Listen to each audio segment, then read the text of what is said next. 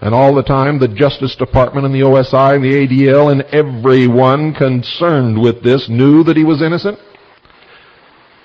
And then they wanted to hold him until they could scrape up some other phony evidence and try him again on some other charges not yet imagined. And all of you sat and said nothing. And why did you sit and say nothing? Because you're a bunch of whimpering, scared little sheep. You were afraid that someone would call you anti-Semitic. I would much rather be called anti-Semitic than be called a coward, and that's what most of you are. Karl Linus, falsely accused of Nazi collaboration, was stripped of his American citizenship and shipped off to the Soviet Union, where he died in a prison, reportedly from a heart attack. Sherem Subzakov, accused of working with the Nazis in his native Belarusia, beat the OSI and even won a lucrative out-of-court libel suit against the New York Times. He was then murdered by a Jewish Defense League bomb attack on his Paterson, New Jersey home in 1985 because he had thwarted them and embarrassed them publicly. Dr. Arthur Rudolph, a celebrated German-American rocket scientist who contributed greatly to America's space program, was falsely accused by the Anti-Defamation League and OSI of torturing Jews at the Peenemünde research facility in wartime Germany. Rather than lose his lifetime pension with the National Aeronautics and Space Administration, NASA, and throw his family into poverty, he renounced his United States citizenship and returned to West Germany. After a 3-year probe based on the same evidence passed on by the East German and Soviet authorities to the OSI, West German prosecutors concluded that there was no evidence against Dr. Rudolph. But by that time, his life was in ruins.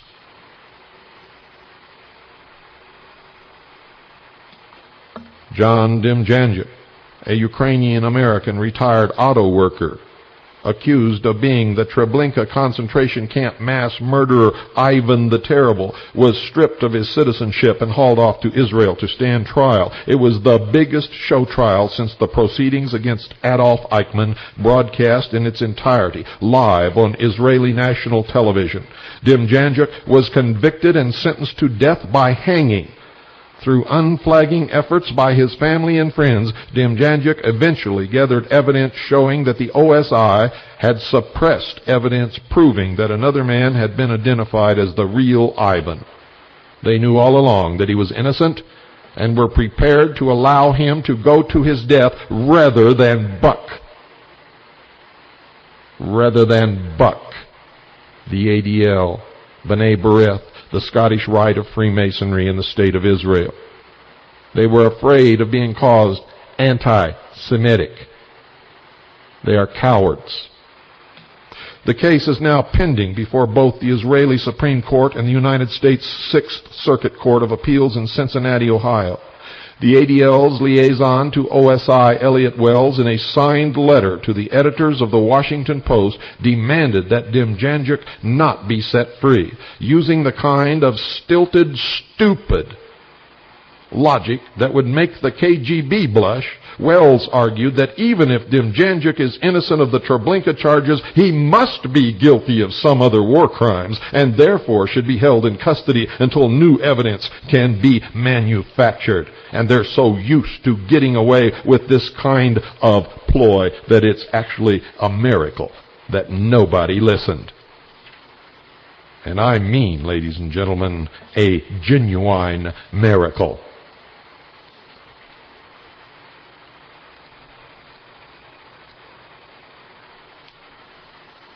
In 1974, Richard Nixon went down for the count as the result of the botched Watergate break-in at the Democratic National Committee headquarters in Washington, D.C. during the 1972 presidential campaign.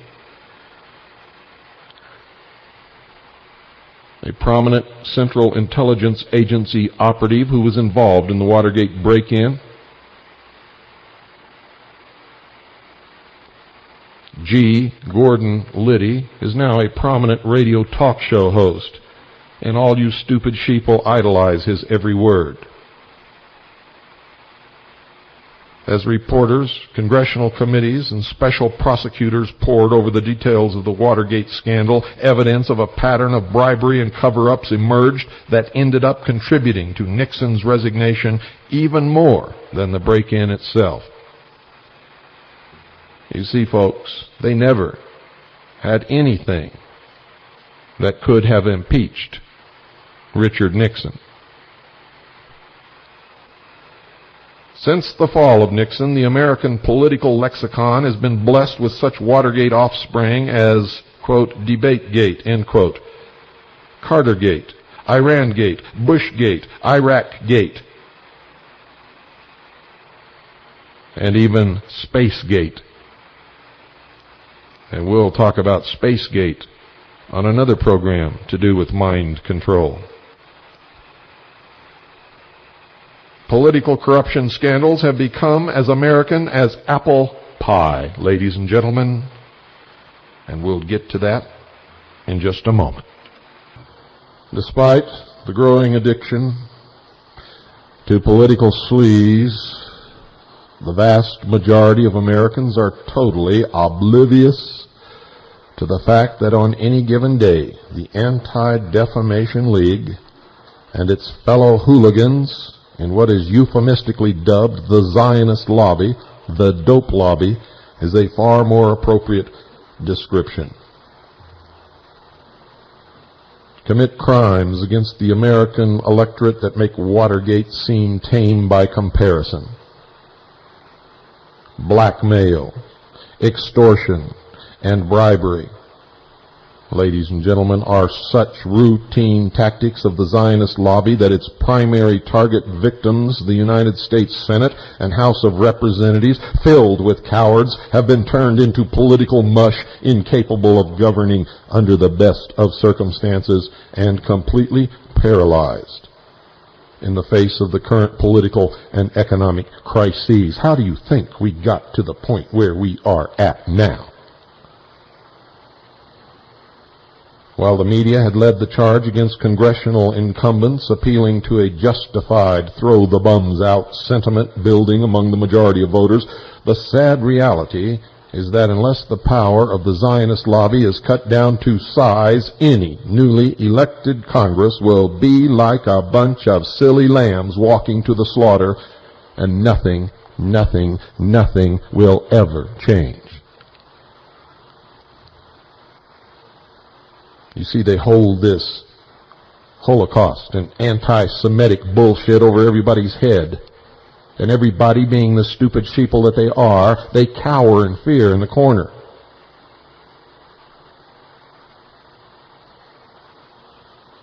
Officially, both the ADL and its leading collaborator in this corrupting of the Congress, the American Israeli Public Affairs Committee, are forbidden from engaging in political campaigning due to their tax-exempt status. But both groups have managed to systematically break the electoral and tax laws with impunity, largely due to the fact that they have placed fellow travelers, that's right, I said fellow travelers, in key posts in the executive branch regulatory agencies that are supposed to monitor the activities of groups benefiting from the tax exemptions: the Federal Election Commission, FEC, and the Internal Revenue Service.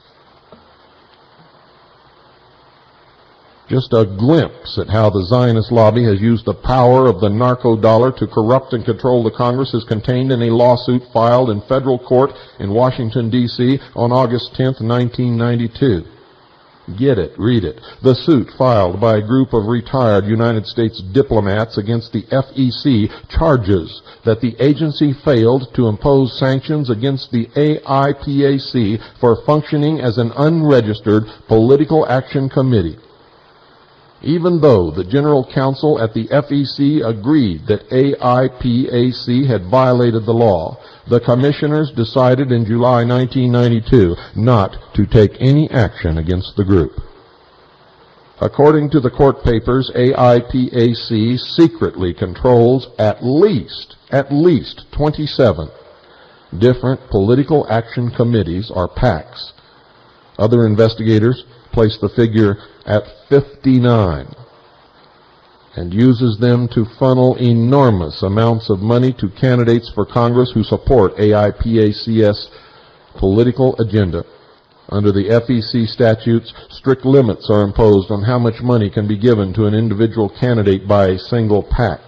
The purpose of the regulation is to curb the power of special interest groups in the financing of candidates, but as you can see, it does not work. By running dozens of PACs, AIPAC, according to the suit, illegally circumvents the law. And they're not the only ones. The case of the Joint Action Committee for Political Affairs, or JACPAC, one of the 27 PACs named in the suit, underscores the tight relationship between AIPAC, the ADL, and the political committees. JPAC lists among its directors the wives of Thomas Dine and Stuart Eisenstadt. Since 1980, Dine has been the executive director of AIPAC. Eisenstadt, formerly domestic policy advisor to President Jimmy Carter, is the head of the National Jewish Democratic Council, or NJDC, an ADL-dominated organization dedicated to winning control over the Democratic Party and placing as many of its members as possible on the staffs of congressmen, governors, and mayors. Why does it want to put its members on the staffs of congressmen, governors, and mayors instead of in the office of congressman, governor, or mayor? Simply because, folks, congressmen, governors, and mayors don't write anything. They very seldom even read what is been introduced. So these people write the law, and the congressman, never reading any of the law, just endorse it and go right on along with it. That's why many times when you call your congressman and confront them with something you found in a bill, they profess ignorance. You know why? Because it's the truth. They don't know their ass from a hole in the ground. And where does all of the money come from to buy up the hundreds of congressional seats currently owned by AIPAC? A brief look at the Round Table PAC, one of the 27 outfits cited in the lawsuit as AIPAC owned, answers that question. Round Table PAC was founded in 1981 by a group of leading ADL and AIPAC officials and contributors, led by Malcolm Holine, the head of the Jewish Community Relations Council of New York. From day one, it was housed in the Manhattan offices of a tax shelter firm called the Integrated Resources. And Integrated was a thinly veiled money conduit for Michael Milken and his crew of junk bond peddlers and dope money washers at Drexel Burnham. In fact, Drexel CEO Stephen Weinroth, the liaison between Milken and Ivan Boesky in their insider trading scams, was a director of Integrated. All, ladies and gentlemen, all of Milken's prime investors socked their money into Integrated as a tax dodge. All of them also poured contributions into the Round Table PAC. Among the biggest donors to Round Table, Ivan Boesky, Robert Davidow, Milken's personal aide at the Beverly Hills office of Drexel, and the sons and daughters of Meshulam Riklis. Remember him? Lawrence Tisch, Saul Steinberg, and Paul Milstein of Carl Lidner's United Brands. When the Round Table PAC holds its meetings, guests of honor include respectively New York and Minnesota attorneys General Robert Abrams and Skip Humphrey, and New York Senator Daniel Patrick Moynihan, who is one of the biggest traitors on Capitol Hill. All are regular recipients of AIPAC PAC dollars. In return for such generosity, Senator Moynihan in 1986 shepherded a tax code revision through the United States Congress that gave Integrated Resources and added $43 million in tax breaks. Don't you wish you had friends like that? With friends like Moynihan in key posts in the United States Senate, Integrated could afford to be generous, at least for a while. The relationship between Milken and Integrated was so